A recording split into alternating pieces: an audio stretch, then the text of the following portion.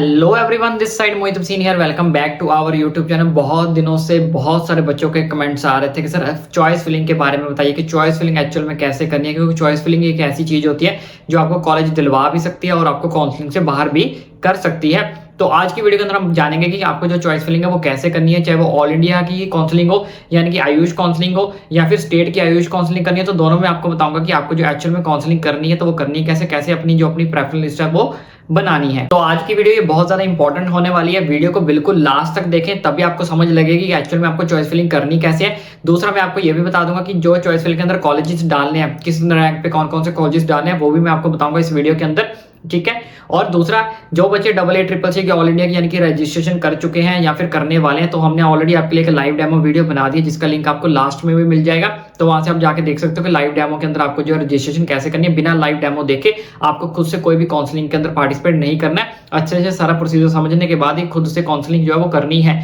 और रही बात चॉइस फिलिंग की, चॉइस फिलिंग का प्रोसीजर भी आज से आपका स्टार्ट हो जाएगा, आप बच्चों को पता ही होगा। तो चॉइस फिलिंग मैं तभी ये आपको अच्छे से समझा रहा हूँ, और चॉइस फिलिंग का भी लाइव डेमो की वीडियो आपको जल्दी ही हमारे चैनल पर जो है वो मिल जाएगी कि चॉइस फिलिंग जो है लाइव डेमो हम आपको जो करके दिखाएंगे। तो फिलहाल के लिए यहाँ पे अब हम प्रोसेस को समझते हैं कि जो चॉइस फिलिंग एक्चुअल में वो बच्चों करनी कैसे होती है।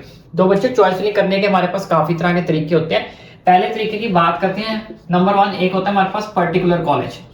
पर्टिकुलर कॉलेज का क्या मतलब होता है, जैसे कुछ बच्चों की डिमांड रहती है कि कुछ बच्चों की डिमांड रहती है नहीं भाई मुझे तो दिल्ली का ये कॉलेज चाहिए, कुछ बच्चों की डिमांड रहती है मुझे यूपी का ये वाला कॉलेज चाहिए, ठीक है। तो अगर आपको लगता है कि मुझे दिल्ली का एक पर्टिकुलर यही कॉलेज चाहिए, इसके अलावा कोई नहीं चाहिए, उसको सबसे पहले नंबर पे डाल दो। उसको यहाँ पे क्या करो, सबसे पहले नंबर पर डाल दो, क्योंकि आपकी चॉइस है वो यही है सबसे पहले। तो सिस्टम के अंदर अगर वो उस रैंक पे आपका कॉलेज वो आपको मिलता हुआ, तो पहले नंबर पे वो कॉलेज आपको क्या हो जाएगा, अलॉट हो जाएगा। तो ये तो हुआ पर्टिकुलर कॉलेज। अब कुछ बच्चे, ऐसा नहीं है कि पर्टिकुलर कॉलेज हर बच्चे का होता ही होता है, कुछ बच्चों का पर्टिकुलर कॉलेज नहीं भी होता है, ठीक है। तो ऐसे बच्चों को क्या करना है, तो यहाँ पे नंबर 2 पे क्या करना है। अब कुछ बच्चे का मान लो, एक बच्चे का रैंक है यहाँ पे 3 लाख, कितना रैंक है 3 लाख, मान लो यहाँ पे 3 लाख रैंक है। तो उसके बाद उसने देखा कि भाई मेरा रैंक तो 3 लाख है, तो मुझे तो 1.5 लाख वाला कॉलेज नहीं मिल सकता जो 1.5 लाख रैंक पे आता है। भाई आपको नहीं मिल सकता, ये बात आपको कैसे कंफर्म है कि वो 100% आपको नहीं मिलेगा। तो ये जो काम है वो देखना किसका काम है, वो देखना सिस्टम का काम है। सिस्टम अपने आप देखेगा कि भाई आपको कौन सा कॉलेज मिल सकता है, कौन सा कॉलेज नहीं मिल सकता। चाहे बेशक उसकी जो कट ऑफ जा रही है वो 1.5 लाख तक जा रही है, आप उसको अपने ऊपर डालो, क्यों नहीं डालते हो, वो देखना आपका काम नहीं, वो देखना सिस्टम का काम है कि आपको कॉलेज मिलेगा या नहीं मिलेगा। लेकिन वो अगर आपके कॉलेज से अच्छा है, आपके रैंक से ऊपर रैंक पे वो कॉलेज जा रहा है, तो कोई दिक्कत नहीं है, आप डालो। आपका क्या जा रहा है, अगर सिस्टम ये कॉलेज आपका अलॉट नहीं करेगा तो अगला कर देगा, लेकिन आपका डालने में क्या जा रहा है, आपको सिर्फ एक बटन ही तो क्लिक करना है। और ये सब मैं आपको इसलिए समझा रहा हूँ क्योंकि बहुत सारे बच्चे जो है वो रैंक देख के घबरा जाते हैं। भाई मेरा रैंक 3 लाख है, मेरा रैंक 4 लाख है, तो मेरा मुझे 1 लाख या 1.5 लाख वाला रैंक वाला कॉलेज कहाँ ही मिलेगा। तो बच्चों, नहीं मिलना वो तो हमें पता ही पता है कि हाँ भाई नहीं मिल रहा, लेकिन वो जो काम करना है सिस्टम का काम होता है देखना कि आपको नहीं मिलना या फिर मिलेगा। वो उसके लिए आप उसको कम से कम अपनी चॉइस फिलिंग के अंदर डालो तो सही, क्योंकि बहुत सारे बच्चे अपने उसको अपनी चॉइस फिलिंग के अंदर डालते ही नहीं, ठीक है। तो इस तरह से आपने लिस्ट बनानी है, जितने भी आपके लगता है कि ये मेरे रैंक से ऊपर है या फिर जो आपके हिसाब से कॉलेजेस अच्छे हैं, तो आप उनको सबसे क्या रखो, टॉप पे रखो, या फिर उस कॉलेज को टॉप पे रखो जो आपको चाहते हो कि पर्टिकुलर कॉलेज जो आप लेना चाहते हो कि पर्टिकुलर मुझे यही कॉलेज चाहिए। अगर वो कॉलेज मिल गया तो ठीक है, नहीं तो उसके बाद नीचे जितने भी आप लिस्ट बनाओगे, जैसे 1 2 3 4 5 यहाँ पे बना लेते हैं, यहाँ पे पर्टिकुलर कोई कॉलेज डाल दो कि भाई पर्टिकुलर मुझे ये वाला कॉलेज चाहिए। सिस्टम देखेगा अगर उस रैंक पे आपको वो कॉलेज मिल रहा हो तो पहले पे अलॉट कर देगा, अगर वो कॉलेज नहीं मिल रहा होगा तो वो देखेगा दूसरे नंबर पे आपने कौन सा कॉलेज डाला है, या तीसरे नंबर पे कौन सा डाला, चौथे पे डाला, 5वें पे डाला, तो वो देखेगा पहले वाला आपको कॉलेज नहीं मिल सकता तो उसको क्रॉस हो जाएगा, दूसरे वाला मिल सकता है, नहीं मिल सकता, तीसरे वाला मिल सकता है, नहीं मिल सकता। तब उसने देखा सिस्टम में बंदे ने ये वाला कॉलेज डाला है जो कि कहाँ का है, हरियाणा का है, हरियाणा का। तो उसने सिस्टम में देखा इस रैंक पे ये वाला कॉलेज मिल जाएगा, तो यहाँ पे वो कॉलेज ये वाला आपको क्या हो जाएगा, अलॉट हो जाएगा। उसके बाद जितनी भी आपने लिस्ट बनाई होगी सिस्टम उसको देखेगा भी नहीं, इस चीज का आपको खास करके जो ध्यान रखना है। तीसरा, बच्चों का सबसे मेजर डाउट होता है कि क्या सर हम सारे कॉलेजेस डाल सकते हैं। देखो बच्चों, मिनिमम आपको एक कॉलेज डालना होता है, मिनिमम आपको कितना डालना होता है, एक कॉलेज डालना होता है, और मैक्सिमम आप जितने मर्जी डाल सकते हो। मैक्स आप जितने मर्जी ऊपर तक जितनी आपकी गिनती है 100 डालो, 50 डालो, 200 डालो, जितने भी वहां पे अवेलेबल है बेशक आप सारे के सारे डाल सकते हो। लेकिन एक चीज का ध्यान रखना, जब भी आप चॉइस फिलिंग करोगे तो सबसे पहले BMS के कॉलेज डालो। क्यों? क्योंकि बहुत सारे बच्चों की BMS प्रेफरेंस होती है, उन बच्चों को नहीं डालना जिन्हें BHMS चाहिए। लेकिन जिन बच्चों को BMS चाहिए तो सबसे पहले BHMS के कॉलेज डालो, फिर उसके बाद BHMS के डालो, ठीक है, फिर उसके बाद नीचे BUMS के डालो। BUMS के वही बच्चे डालना जिनको BUMS चाहिए, ठीक है। लेकिन सबसे पहले बीएमएस के जितने भी गवर्नमेंट कॉलेज आ रहे हैं या फिर डीम्ड अगर आपको चाहिए तो डीम्ड डालो, तो सबसे पहले बीएमएस के कॉलेज डालो। तो किसी भी रैंक पे कोई भी अगर आपको बीएमएस का कॉलेज मिल रहा होगा तो वो आपको फर्स्ट राउंड के अंदर यहाँ पे क्या हो जाएगा, अलॉट हो जाएगा। अगर बीएमएस में से आपको कोई भी कॉलेज नहीं मिला, यानी कि आपने मान लो 60 बीएमएस के कॉलेज डाले थे, 60 बीएमएस के, तो 60 में से अगर आपको कोई भी बीएमएस का कॉलेज नहीं मिला, इसका मतलब बीएमएस को फर्स्ट राउंड के अंदर आपका किसी भी रैंक पे एग्जिस्ट नहीं कर रहा है। फिर वो आपके बीएचएमएस की लिस्ट को देखेगा सिस्टम, तो बीएचएमएस का अगर आपका उस पर रैंक पे एग्जिस्ट कर रहा होगा तो बीएचएमएस का कॉलेज है वो आपको अलॉट हो जाएगा। तो बच्चों यहाँ पे हमारे पास नेक्स्ट प्रोसेस होता है चॉइस फिलिंग करने का, कि रैंक के हिसाब से कॉलेज डालो अकॉर्डिंग टू रैंक। ठीक है, अकॉर्डिंग टू रैंक अब आपको कॉलेजेस कैसे डालने हैं वो मैं अभी आपको अच्छे से समझाता हूँ।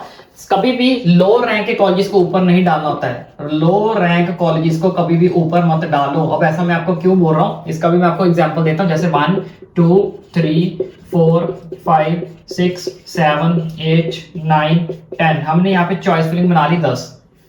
ठीक है, इस तरह से हमने यहाँ पे चॉइस फिलिंग बना ली 10। तो कई बच्चे क्या करते हैं, यहाँ पे जिन बच्चों को चॉइस फिलिंग करने का नहीं पता होता वो ध्यान से समझो कि यहाँ पे क्या करेंगे, पहला कॉलेज हाई वाला डाल दिया। मान लो किसी बच्चे ने यहाँ पे अपना जीएमसी डाल दिया, कोई गवर्नमेंट कॉलेज, लेकिन उसके बाद यहाँ पे किसी बच्चे ने प्राइवेट कॉलेज डाल दिया, या फिर कोई लो रैंक गवर्नमेंट कॉलेज डाल दिया, लो रैंक डाल दो। ठीक है, तो लो रैंक गवर्नमेंट कॉलेज डाल दिया। अब देखा भी सिस्टम ने कि भाई इसने यहाँ पे जीएमसी डाला है, ये तो इस रैंक पे इसका अलॉट नहीं होगा, वो तो उसको क्रॉस कर देगा, बाहर हो जाएगा।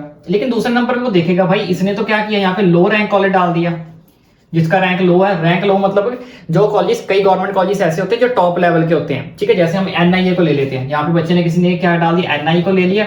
ठीक है, यहाँ पे उसने किसी को डाल दिया जीएमसी को, यहाँ पे डाल दिया लो जीएमसी को, ऐसे। तो उसने देखा कि एनआई तो उसको नहीं मिल सकता, ठीक है, जीएमसी भी इसको नहीं मिल सकता, लेकिन यहाँ पे बच्चे ने क्या किया, एक लो जीएमसी का कॉलेज डाल दिया, उसके बाद फिर से जीएमसी डाल दिया। तो लो जीएमसी उसने देखा कि भाई इसने तो लो जीएमसी का एक कॉलेज डाला है, तो फटाफट सिस्टम आपको ये क्या कर देगा, सिस्टम अलॉट कर देगा। अब इसका बेनिफिट क्या है और नुकसान क्या है वो अच्छे से समझ लो। बेनिफिट तो इसका कुछ नहीं है, बेनिफिट तो सिर्फ यही है कि आपको एक कॉलेज है वो अलॉट हो गया, जो कि एक जीएमसी है, लेकिन वो थोड़ा सा लो लेवल का जीएमसी है। ठीक है, समझ रहे हो ना। उसके बाद अब यहाँ पे बच्चे ने देखा कि यार जीएमसी है, अब ये जो कॉलेज इसको अलॉट हुआ था, मान लो ये कॉलेज अलॉट हुआ था इसको 1,20,000 रैंक पे, लो जीएमसी का।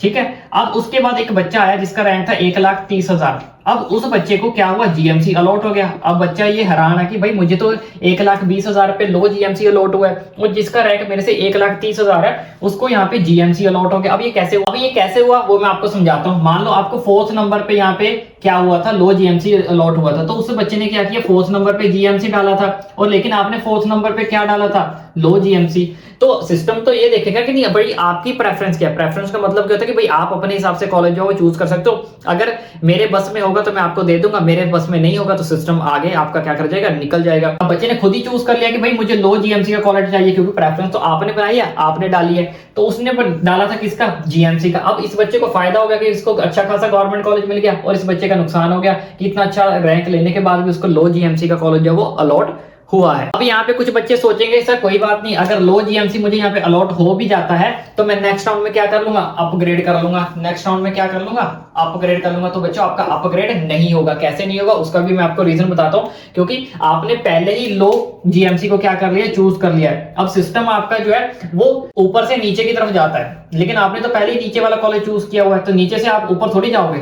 तो आप क्या, अपग्रेड का मतलब होता है कि आपको अच्छे से अभी अच्छा कॉलेज मिले, लेकिन आपने तो पहले ही नीचे वाला कॉलेज चूज कर लिया। अब नीचे वाला कॉलेज अगर आपने अपनी मर्जी से चूज किया है तो सिस्टम बोलेगा भाई आपने तो खुद ही लो रैंक का कॉलेज चूज किया है, तो मैं अब आपको ऊपर वाला कॉलेज का रैंक क्यों दूं।